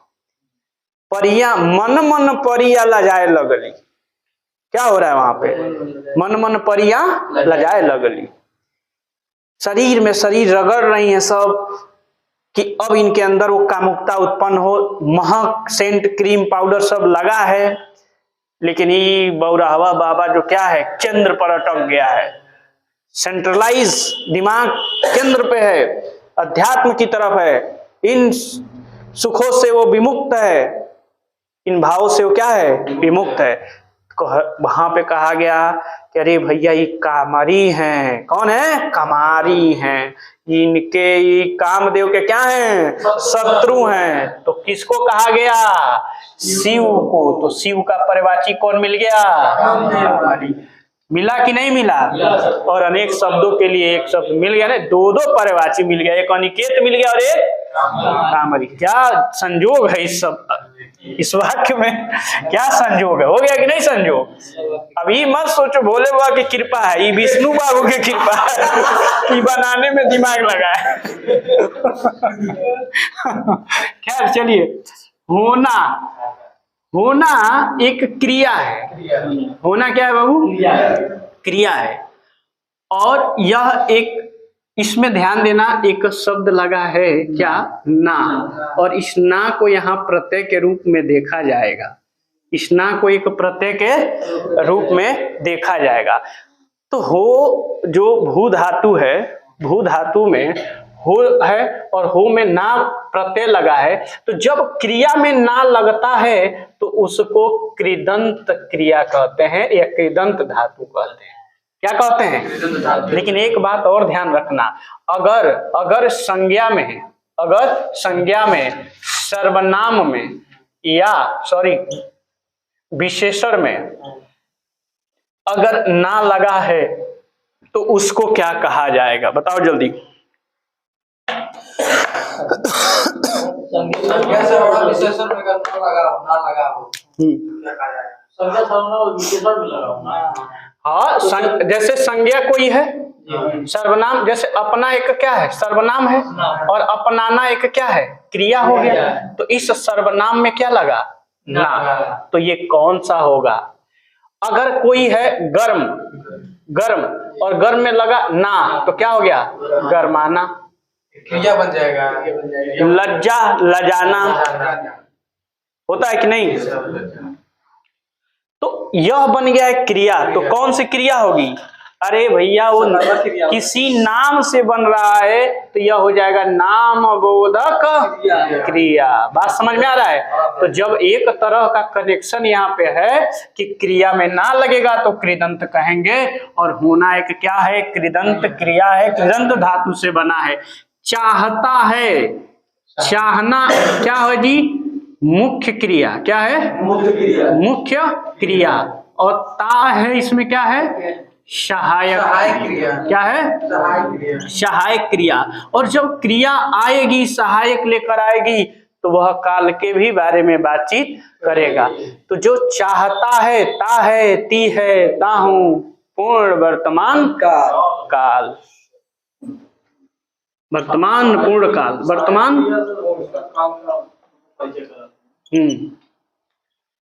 हो गया कि नहीं हो गया? कोई दिक्कत है? अब बताओ, बाकी च, ह, त, ह के बाद आप बातचीत क्या करिए? करते रहिए। तो इसमें आपने क्या देखा? अनेक शब्दों के लिए एक शब्द देखा, ठीक है ना? पर्यवाची देखा। अब वहां विलोम भी आप देख सकते हैं। अगर मान लीजिए कामारी का विलोम पूछ ले, कामारी का विलोम पूछ ले, तब क्या कहें? आप जानते हैं कामदेव, कामदेव का विलोम जो है शिव है, तो शिव का विलोम कौन हो जाएगा जी? कामदेव। अनंग, अनंग जिसका अंग न हो वो अपने आप शरीर में आ जाता है, ठीक है ना? तो ये हो जाएगा। और एक और बात, अगर इसमें आपसे एक चीज तो छूट ही गया था, संधि भी देखने को मिल रहा है। कौन मिल रहा है? संधि। देखिएगा, का, म, अ, ली, इस म में क्या है? अ, और यहाँ क्या है? अ, और यह दोनों मिल गया तो क्या हो गया? आ। और यह आ बनना क्या है? दीर्घ का संकेत है। तो यह दीर्घ स्वर संधि भी क्या हो गया? बन गया। क्या आपको कोई दिक्कत हो रहा है क्या समझने में? हो गया कि नहीं? अब इसका निपटारा करें, मिटाएं? ठीक।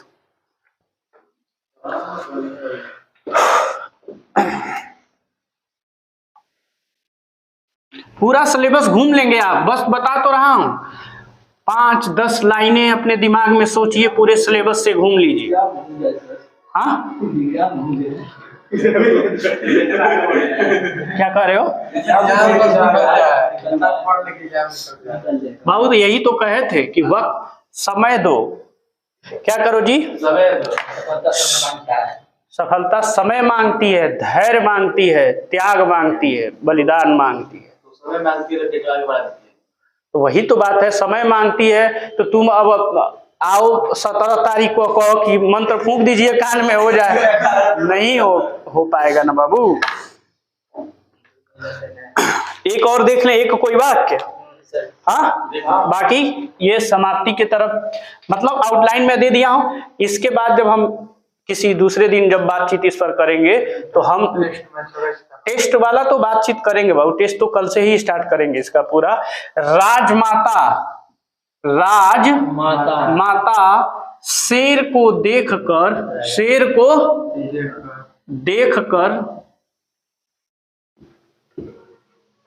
महेश को बुलाई, पानी दो तो जी।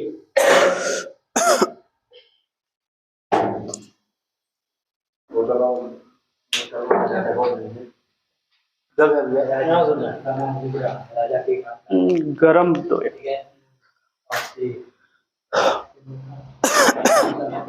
चलो देख लो और जल्दी से खत्म किया जाए।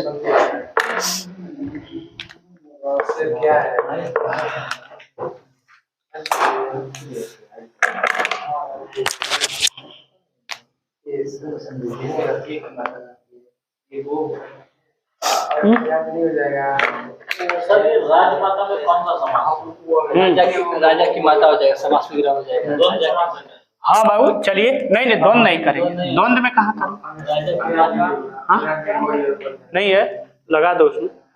चलिए प्लीज फोकस, आवाज नहीं, समझने की कोशिश करिए। राजमाता 2 शब्दों से मिलकर बना है, राजा और क्या? माता। आपको याद होगा कि जब मैं समास अभी परसों, कुछ दिन पहले ना, परसों या चौथा रोज समाप्त किया, क्यों? तो वहां मैंने आपको पढ़ाया था तत्पुरुष समास। गरम कर देना। तत्पुरुष समास, और तत्पुरुष समास में मैंने बताया था कि जो कारक का लोप हो जाता है, किसका लोप हो जाएगा? कारक। हिंदी में कारकों की संख्या कितनी बताई गई थी? 8। कर्ता, कर्म, करण, संप्रदान, अपादान, संबंध, अधिकरण बताया गया था ना। तो कारक लोप है। अब माता जो है वो किसकी है जी? राजा की। यहाँ माता एक संज्ञा है और राजा भी एक क्या है? संज्ञा है। तो राजा की माता, संबंध बताएगा कि नहीं? माता और राजा से संबंध अगर की बता रहा है तो यहाँ संबंध की बात हो गया। और आप बताइए तत्पुरुष समास आया कि नहीं? तत्पुरुष समास में कारकों का क्या हो जाता है? लोप हो जाता है। तो संबंध तत्पुरुष समास यहाँ बना। कौन बना जी? संबंध तत्पुरुष समास। हमने कहा कि हमने शब्दों की बातचीत कहा। अगर मैं समास देख लिया हूं तो फिर मैं इस शब्द के बारे में कुछ और सोच सकता हूं। राजमाता, राजा की एक ही माता होती है, राजा की कई माता नहीं होती है। हर राजा की अलग अलग माता होगी, लेकिन अगर एक राजा की माता हो की बात बोल रहा है। लेकिन अगर एक और बात देखें, जो वाक्य में बुलाने का काम कौन कर रहा है? बुलाने का काम कौन कर रहा है? माता। तो यह कर्ता भी हुई ना, यह क्या हुई? कर्ता। और कर्ता होगा तो इसका मतलब वो संज्ञा होगा, और संज्ञा होगा तो इसका मतलब उसका स्त्रीलिंग होगा और पुल्लिंग होगा। तो राजमाता किस तरह का शब्द है? स्त्रीलिंग। वचन कौन सा है? एक वचन। वचन कौन सा है? एक वचन। और इसके साथ साथ अगर कर्ता भी है, क्या है? कर्ता भी है, एक वचन भी है, स्त्रीलिंग भी है। यहां तक मिल गया। अब समास भी मिल गया आपको, ठीक है ना। अब शेर एक शब्द आया है। शेर, शेर क्या है जी? संज्ञा है। शेर एक से ज्यादा होते हैं तो उसको क्या कहते हैं? शेर एक से ज्यादा होते हैं तो उसको क्या बोलते हैं? जातिवाचक। जिसका विकल्प होता है, आकृति होता है, गिन सकते हैं, उसको बोलते हैं क्या? जातिवाचक। जो समूह में आ जाए, एक से ज्यादा समूह में आ जाए और समूह में होने का कोई क्या हो, बोध हो, उसको समूहवाचक कहते हैं। जैसे कक्षा, विद्यार्थियों के मिलने से क्या बनी, कक्षा, और कई विद्यार्थी मिले हैं तो कक्षा बना, और कक्षा का उद्देश्य पठन पाठन करना। क्लियर हो गया ना। शेर क्या हो गया, जातिवाचक संज्ञा। अगर संज्ञा हो गई तो इसका वचन क्या है जी, एक वचन। और शेर बाबू क्या है, शेर पुल्लिंग है कि स्त्रीलिंग है, शेर क्या है जी, पुल्लिंग है। शेर क्या है, पुल्लिंग। स्त्रीलिंग इसका क्या होगा, बहुवचन बनाना होगा तो शेरो। ठीक है ना, ठीक है ना, ठीक। शेरों को मार दिया गया, बात खत्म करो। ये हो गया ना शेर। अच्छा, जंगल का राजा भी कौन कहलाता है, कभी सोचे हो क्यों जंगल का राजा? हिम्मत नहीं आती अपने लक्ष्य को साध लेगा, जब तक लक्ष्य को प्राप्ति नहीं करेगा पीछे नहीं मुड़ेगा, किसी चीज से डरता नहीं है। लक्ष्य की बात ले लिया, उसके बाद पान मिलेगा। अगर मैं कह दूं कि तुम कुत्ता हो, कैसा लगा? बहुत खराब सर, पूरा लगेगा। शेर है, बहादुरी का प्रतीक है शेर। अब बहादुर बना दो, हनुमान जी का भाई बना दो, जो मन करे बना दो। लेकिन बात यह है, शेर को जंगल का राजा क्यों कहा गया? अगर इस बात को अगर हम फोकस करते हैं, शेर को जंगल का राजा इसीलिए कहा गया कि उसने लक्ष्य को डिसाइड कर लिया है, अगर लक्ष्य बना लिया है अगर, तो जब तक उसको भेदता नहीं है तब तक उसको छोड़ता नहीं है। 18 घंटा सोएगा, कोई दिक्कत नहीं है, 6 घंटा उठेगा, मार देगा, हिरन को मारना है चाहे किसी को मारना है, जब देख लिया नजर पे चढ़ गया वह शिकार तो छोड़ेगा नहीं, जान की बाजी क्यों ना लगा दे। समझ में आ रहा है ना। तो ये इंपॉर्टेंट बात शेर के अंदर होती है। अगर तुम कहते हो कि मेहनत ही सफलता की कुंजी है, hard work is the key of success, अगर बोलते हो तो इसका मतलब सबसे ज्यादा मेहनत तो गधा करता है, लेकिन वो क्या होता है, जंगल का राजा नहीं होता है। शेर के पास एक प्रॉपर स्ट्रेटजी है, एक बेहतर प्लान है, उस प्लान से, उस गति से उसको क्या करता है, वो चलता है। सक्सेस की एक खास बात है, मेहनत करने वालों के साथ तो आ ही जाती है, लेकिन आज के जमाने में सक्सेस मेहनत करने वालों के साथ स्मार्ट स्ट्रेटजी और गति के साथ आती है। स्मार्ट स्ट्रेटजी का मतलब क्या है, एक बेहतर प्लान। स्पीड का मतलब है गति, प्लान खूब सुंदर बना है, और गति चल रहा है किसके तरह, कछुआ की तरह। नहीं, आज की लड़ाई कछुआ और खरगोश में क्या है, कछुआ और खरगोश की लड़ाई में कौन जीता था, कछुआ, क्योंकि वो निरंतर चला था। लेकिन आज वो युग नहीं है, इंटरनेट की दुनिया है, बच्चा तुरंत डाल रहा है, दुनिया के सबसे बेस्ट टीचर उसके सामने है। समझ में आ रहा है, दुनिया की सबसे बेस्ट इंफॉर्मेशन उसके सामने आ जा रही है। गूगल महारानी जब देखो कुछ ना कुछ बकती रह रही है। समझ में आ रहा है ना, खांसो तो भी आ जाएगा, किसका, किसी न किसी का आ जाएगा। तो ये सब दिक्कत है। तो अब क्या हो रहा है, तुम्हारी लड़ाई आसान नहीं है। ऐसे में अब जो काम करना है, स्ट्रेटजी बनाना, उस पर गति लाना है, सॉलिड मटेरियल, स्पीड। अगर तुम सोचोगे धीरे धीरे एक एक पेज डेली पढ़ेंगे तो पास हो जाएंगे, तो ये गलत बात है। कछुआ की तरह नहीं चलना है। अच्छा चलो कछुआ की तरह, चाल कछुआ की नहीं होनी चाहिए, चलो कछुआ की तरह, यानी निरंतरता जो होगी कछुआ की होगी, और गति किसकी होगी, खरगोश की। खरगोश भागा था ना स्प्रिंग की तरह, तो स्प्रिंग की तरह भागो, लेकिन भागते रहो स्प्रिंग की तरह, किसके तरह, कछुआ की तरह, तब हो पाएगा। बाकी दिन भर क्या कर रहे हो, उससे कोई मतलब नहीं। 6 घंटा पढ़ाई के लिए बनाया, बना डालो, उसको तोड़ डालो, उसके बाद उठो तो जाओ, जो मन करना है करो, मर्डर को छोड़ के, दिल तोड़ने के अलावा छोड़ के, गलत काम को छोड़ के, ठीक है ना। तब तुम कहोगे सब तो यही गड़बड़ा ही दिए। तो चलिए, संज्ञा जातिवाचक एक वचन, और क्या हो गया, पुल्लिंग। शेर का अगर स्त्रीलिंग में आप बनाना होगा तो शेरनी हो जाएगा। बाकी आप जानते हैं शेर जातिवाचक से को आएगा आगे। अभी तो को पे हमने बातचीत ही नहीं किया। को क्या है, इन वाक्यों को जोड़ने का भी काम कर रहा है। जैसे राजमाता शेर को देखकर, चलिए को पे हम आते हैं अंतिम में। पहले यहां देख ले, देख कर एक शब्द है, देखना एक क्रिया है जो पश्य धातु से मिलकर बना है, संस्कृत के पश्य धातु से मिलकर बना है, देखना। आप एक बताइए, अगर ये क्रिया है तो ये किस तरह की क्रिया है, देखना। याद करो, पहला काम माता क्या कर रही है, राजा की माता पहला काम क्या है? देखने का। उसके बाद वो दूसरा काम क्या कर रही है? तो एक बात याद रखो कि जब भी पहला काम होता है और उसमें कर शब्द आता है, क्या आता है जी? कर। जैसे ही कर आता है इसका मतलब होता है कि वह पूर्वकालिक क्रिया हो गई। कौन सी क्रिया? जो क्रिया पहले होती है उसी को पूर्वकालिक क्रिया कहते हैं। और उसका ट्रिक क्या होता है कि उसमें क्या आता है? कर। समझ में आया? कई बार हुए भी आ जाता है, लेकिन कर आप इंपॉर्टेंट रखिए। स्पष्ट हुआ? देखना एक क्रिया हुआ। कौन सी क्रिया? पूर्वकालिक क्रिया। पूर्वकालिक। क्या ये आसान नहीं है? 3 बार तो कहते वो पढ़ कर सो गया, वो आया है और चला गया, आकर चला गया। समझ में आ गया ना? अब एक शब्द क्या है? महेश। महेश किसी का नाम है तो क्या हो जाएगा जी? व्यक्तिवाचक संज्ञा। और संज्ञा है तो वचन क्या होगा? एक वचन। लिंग क्या होगा? पुल्लिंग। लिंग क्या होगा बाबू? पुल्लिंग। बात स्पष्ट हो रही? और आ गया संधि आ गया। क्या आ गया जी? संधि आ गया। देखना जरा, महाधन ईश। अरे भाई एक बात याद रखना, इंद्र को और ईश को लेकर एक चक्कर है। इंद्र को लेकर और ईश को लेकर एक क्या है जी? चक्कर है। इंद्र में छोटा ई लगता है, लघु ई लगता है। ईश में क्या लगता है जी? बड़ा ई लगता है। ईश में क्या लगता है? बड़ा। ये ध्यान रखना, बड़ा गड़बड़ कर देगा। कई बार अगर तुम महेंद्र लिख रहे हो, महेंद्र लिख ले रहे हो तो संधि दे देगा महाधन इंद्र, महाधन इंद्र, और बच्चे इसको मार देंगे। जवाब क्या होगा? गलत हो जाएगा। ऊपर वाला क्या हो जाएगा? सही। छोटा ई वाला क्या हो जाएगा? सही हो गया। स्पष्ट हो रहा है पूरी बात? ये ध्यान रखना। ईश्वर, ईश्वर सबका मालिक है, और जो सबका मालिक है वो सबसे बड़ा है, तो बड़ा मैं ईश्वर में क्या हो जाएगा? ई आ जाएगा। इंद्र भगवान थोड़ा नाच उच का काम करते हैं ना, नाच प्रोग्राम देखते हैं, सुनते हैं ना, वो परियों को बुला लेते हैं, पूरा लगाओ चला एक धमाका 100 टन देखें।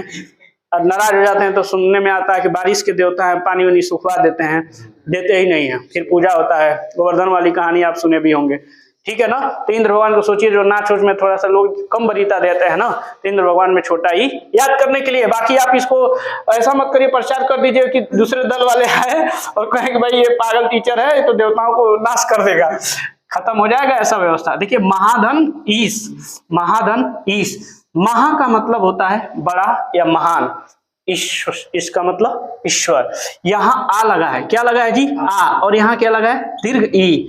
आ और ई मिलके क्या होता है? ए। और ये शब्द क्या बन गया? महेश। क्या बन गया जी? महेश। और यह किस संधि का लक्षण है? किस संधि का लक्षण? ए और ओ। किस संधि का लक्षण? ए और ओ। किसका है? गुण संधि का।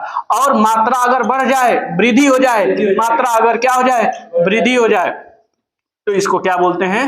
वृद्धि स्वर संधि। लेकिन महेश में केवल ए है, ए है, इसलिए कौन संधि होगी? गुण संधि होगी। समझ में आ गया कि नहीं? अगर समास की बात करोगे, समास की बात करोगे, महान ईश, महान ईश, ईश्वर जो है वो क्या है? महान है। ईश्वर की विशेषता आ गया है। पहले विशेषण और बाद में संज्ञा आ गया है, बाद में विशेष्य आ गया है। विशेष्य कौन होता है? जिसकी विशेषता बताई जाती है। अब चलिए हम नजर थोड़ा सा उन चीजों पर भी डालते हैं। जिसकी विशेषता को बताई जा रही है वो क्या कहलाता है? विशेष। जिसकी विशेषता को बताई जाती है वो विशेष, और जिसकी विशेषता बताई जाती है वो विशेष्य होता है। और जो विशेषता बताई जाती है उसको विशेषण कहा जाता है। और विशेषता की विशेषता को बताई जाती है तो उसे प्रविशेषण कहा जाता है। और जो क्रिया की विशेषता को बताता है उसको क्रिया विशेषण कहा जाता है। जो सर्वनाम के बाद आ जाता है संज्ञा, उसको सर्वनामिक विशेषण कहा जाता है। कहा जाता है कि नहीं? और जब संज्ञा के बाद सर्वनाम आए और सर्वनाम के पहले संज्ञा आए तो विधेय, सुने कि नहीं? विधेय विशेषण। हाँ, तो वाली भी चीजों को सोचते चलिए। यहां तक हो गया। अब एक बात है, कोई यहां भी है, महेश के बारे में कोई जानकारी प्राप्त हुआ जी? महेश किसका पर्यवाची है ये भी तो सोच लो। कौन है सबसे बड़ा भगवान? देवों का देव महादेव। कौन है? देवों का देव कौन है? महादेव, शंकर भगवान। नाम तो इतना है कि जैसे आजकल हर आदमी टीका तीनों करके महादेव के चेला है। महादेव का चेला है, अब रोड पे कोई जा रहा है तो सीटी मार रहे हैं, महादेव का चेला है, देखिएगा टीका उका किए हैं, तो महादेव तो इन सब में लिंक ही नहीं रखते थे, अपन मेहराज छोड़ के बेचारे भागे हुए थे, या दूसरे को मेहराज देख के सीटी मार रहे हैं, महादेव का चेला कैसे हो पाएंगे? अरे भाई चेला होने का मतलब गुरु जी का लक्षण, गुरु जी का लक्षण नहीं है, ये सब दिक्कत नहीं, ऐसा मत जेन्युइन करिए, नहीं ऐसा मत अगर ऐसा कहोगे ना, अगर ये कह रहे हम आपके चेले हैं, भाई एक बात समझो, अगर तुम मेरा चेला होगे तो मेरा नाम विष्णु है, अगर तुम विष्णु समझते हो तो विष्णु का एक दूसरा अवतार कृष्णा अवतार है, और कृष्णा की 360 पटरानियां, एक अलग से वो राधा नारायण नारायण करते रहो, खैर है ना, वो सब मत सोचो। खैर वो मुद्दा है, देवों में देव महादेव, वीरों में वीर महावीर, सतियों में सती महासती अनसुईया, ठीक है ना, दानियों में दानी कर्ण, ठीक है ना, युद्ध में जो स्थिर हो उसको युधिष्ठिर, ये सब बातें चलती रहती हैं, क्या दिक्कत है? कोई दिक्कत है? चलिए, अब बुलाई, बुलाना एक क्या हो गया जी? क्रिया हो गया, और क्रिया है तो काल भी आएगा, और काल है, काल है, काम समाप्त हो गया है तो क्या हो गया? भूतकाल।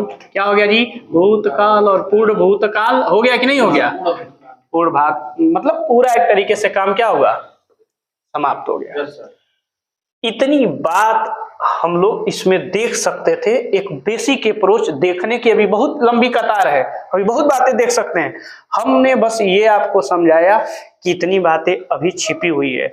हम जब अगली क्लास इस पे ले रहे होंगे तो उसमें भरसक कोशिश करेंगे कि हम रोज मुहावरे बोलते हैं, रोज पर्यायवाची बोलते हैं, ठीक है ना? कामदेव का पर्यायवाची अनंग होता है, मकर ध्वज होता है। मकर है जिसके ध्वज, मकर के हैं जिसके ध्वज, कामदेव का बहुत होता, अनंग कामदेव।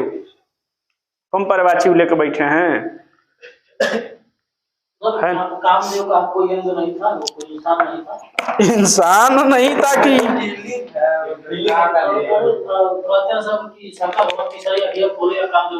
हाँ।